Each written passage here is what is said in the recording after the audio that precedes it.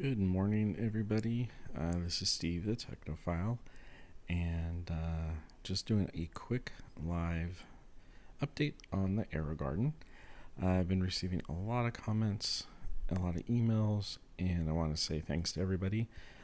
It's really cool to see that there's a lot of other people interested in the AeroGarden and just kind of hydroponics and indoor gardening like I am. I think this is a lot of fun.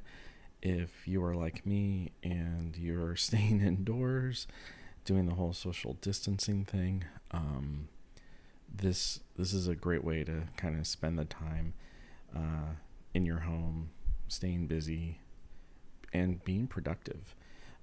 Really, you just kind of plop in a pot and put in some water and some fertilizer, but I still feel like I'm being productive and it's keeping me busy. And I find it to be a very enjoyable experience. So, with that being said, let's get some basics. Here we are on day 68 and just kind of chugging along. I've had people asking questions about, pruning and cutting, kind of just overall maintenance. And, we are, like I said, on day 68, and the growth on this has been really good. One question I get a lot is how much should I cut off and when should I cut off pieces of the herbs, and it really kind of depends on the plant. But for these are their gourmet herb pods, and you don't want to cut more than 1/3 of the plant off. If you do, if you cut those leaves off, then the leaves can't produce the energy for the plant to basically regrow.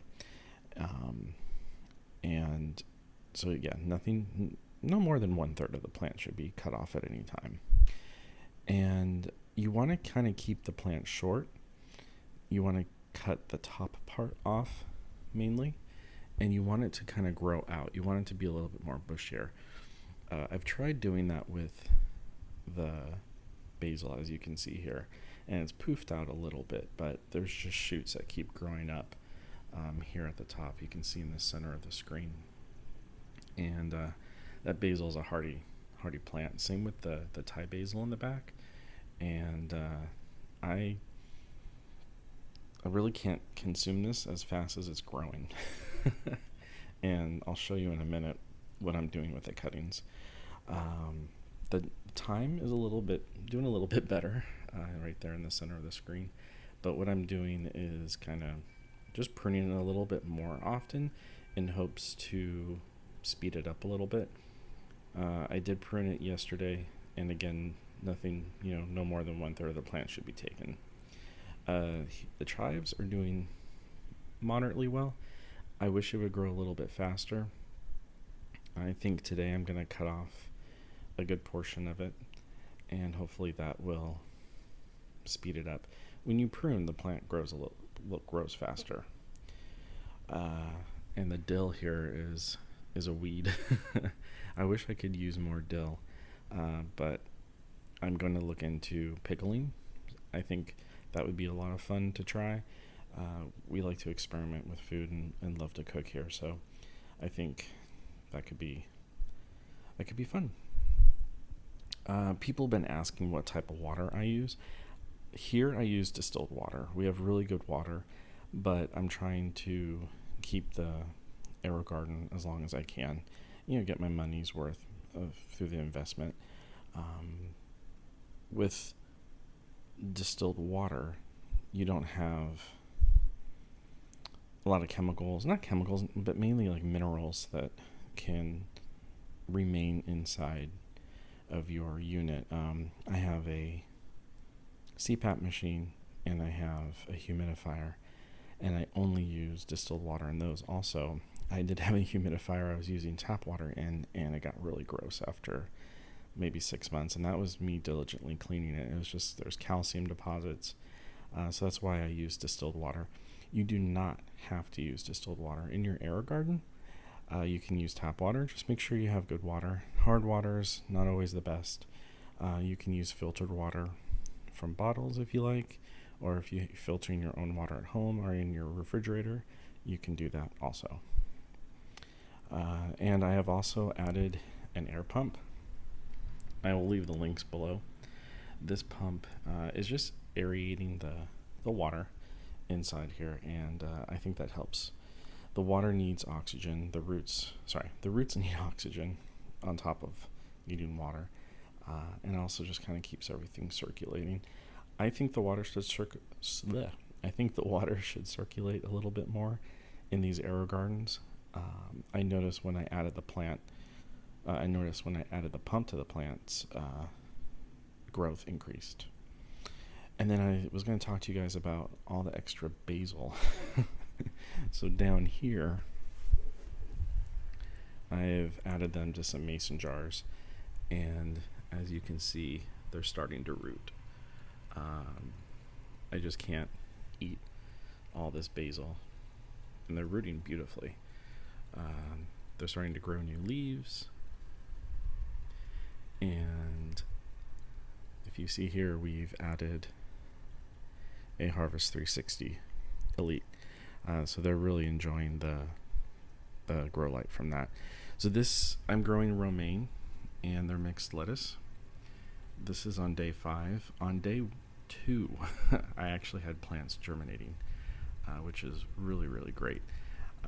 You might be asking, why is there a fan back there? Once these start to grow, lettuce wants cool air and wind. That'll keep your lettuce crisper and just taste a lot better. There's also an air pump I've used a splitter. Let me open this up for you guys, and you can see that there is an air stone in there. This whole setup's going to get changed in a couple of days. I got something a little bit bigger to hold everything, because this 13-inch cube is not going to be able to contain the lettuce once it starts growing. This stuff will start growing pretty quickly. And then I have a grow light in here and kind of doing some succulent propagation. But yeah.